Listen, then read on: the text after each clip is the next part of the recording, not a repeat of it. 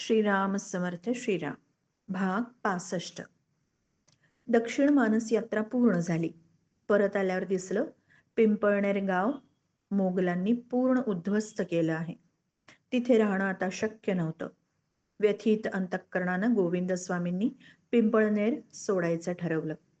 त्यांनी निर्णय घेतला की यापुढे पैठण इथे राहावं. पैठण निजामाच्या राज्यात होतं. तिथे मोगल फौजांचा धोका नव्हता. निजाम मोगलां इतका हिंदू द्वेष्टा नव्हता. गोविंद स्वामी म्हणाले, पैठण ही दक्षिण काशी आहे. इथेच अनेक थोर शास्त्री पंडित पिढ्यानपिढ्या नांदतायत. मोठी विद्यानगरी आहे. तीर्थक्षेत्रही आहे. आता पैठण इथेच राहावं. तिथे विद्योपासनही होईल आणि धर्मजागरणाचं कार्यही करता येईल. गोविंद स्वामींनी पैठण इथे स्वतःसाठी एक घर केलं. तसंच दयाळराव स्वामींच्या राहण्याचीही एका घरामध्ये व्यवस्था केली. सर्वांनी व्यथित अंतःकरणानं पिंपळनेरचा निरोप घेतला. पैठण हे मोठं धर्मक्षेत्र. दक्षिणेतील काशी असा लौकिक असल्यामुळे पुण्यकर्म करण्यासाठी अनेक जण यायचे. एकनाथ महाराजांचं घर आणि समाधीस्थान पाहायलाही अनेक जण यायचे. पैठणला आल्यानंतर दयाळराव स्वामींकडे येणाऱ्या शिष्यांची संख्या बरीच वाढली. आईसाहेब येणाऱ्या शिष्यांची मायेनं विचारपूस करायच्या. अडीअडचणींबद्दल सल्लाही द्यायच्या. पण परमार्थाबद्दल काही विचारलं तर त्या म्हणायच्या, स्वामींनाच विचारून घ्यावं, तो त्यांचा विषय. मी एक संसारी गृहिणी, चूल सांभाळण्याची माझी जबाबदारी. दयाळराव स्वामींकडे वस्तीला अनेक प्रवचनकार, संत महात्मे यायचे. रोज जेवायला 4-2 अतिथी असायचेच. उपजीविकेचं साधन म्हणजे कोरांना भिक्षा. मिळकत बेताची, अनियमित. पण आईसाहेब सर्व हसतमुखाने सांभाळतात. यात भागवून न्यायचं हा त्यांचा स्वभाव होता. आहे त्यामध्ये भागवून न्यायचं हाच त्यांचा स्वभाव होता. घरामध्ये कशाची गरज आहे इकडे दयाळराव स्वामींचं मुळीच लक्ष नसायचं. ते शास्त्र ग्रंथांच्या वाचनामध्ये, धर्मजागरणाच्या कार्यातच मग्न असायचे. स्वतःच्या जेवणाच्या ऐवजी इतरांची जास्ती काळजी. स्वतःच्या जेवणाची आठवण सुद्धा नसायची. तहान लागलेलीही लक्षात यायची नाही. आईसाहेबांना त्यांची काळजी असायची. दयाळराव स्वामींचं भोजन, कपडे लत्ते, व्रतपालन, ठिकठिकाणचे कार्यक्रम याकडे आईसाहेबांचं नीट लक्ष असायचं. आपल्या घरामध्ये अग्निहोत्र आहे आणि त्याचं पालन करण्याची जबाबदारी आपल्यावर आहे हे त्या जाणत होत्या.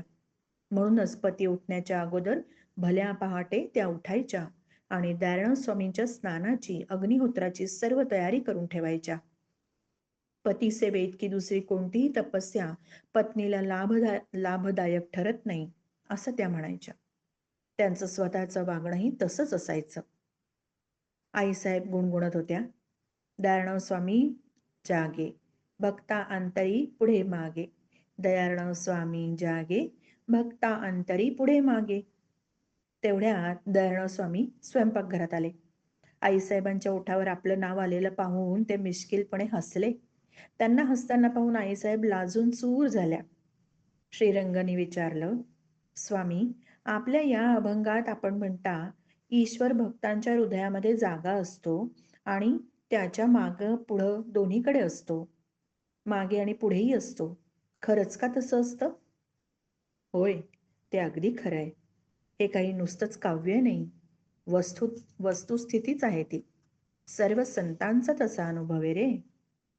पण मग स्वामी, आम्हाला तसा का नाही अनुभव येत?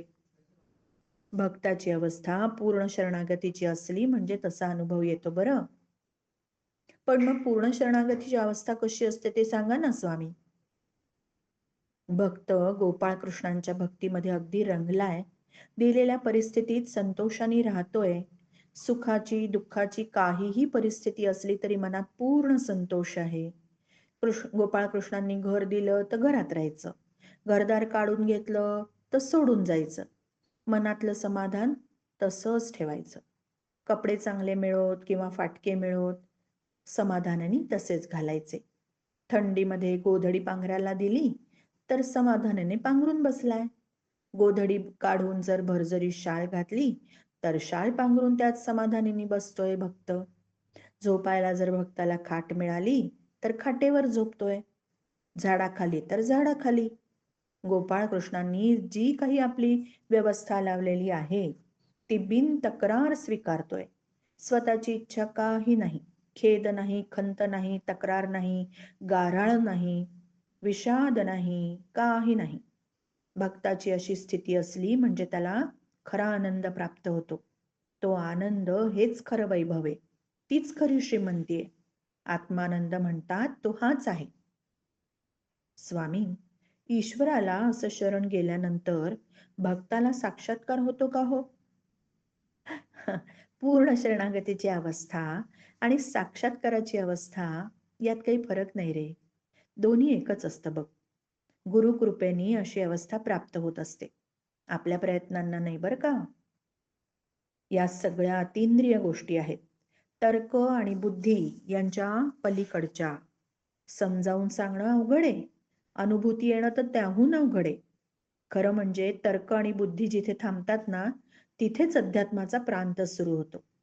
श्रद्धा असली की ते अनुभव येतात.